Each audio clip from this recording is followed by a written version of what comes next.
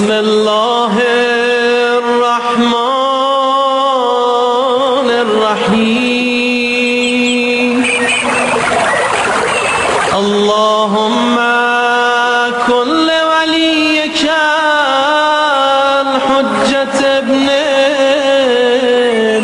الحسن صلواتك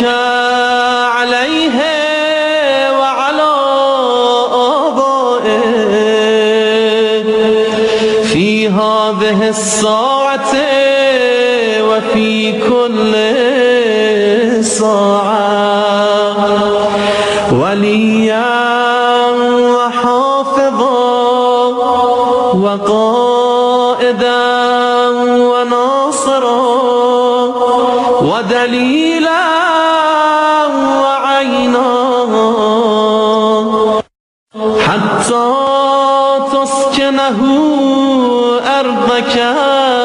طوعا وتمتعه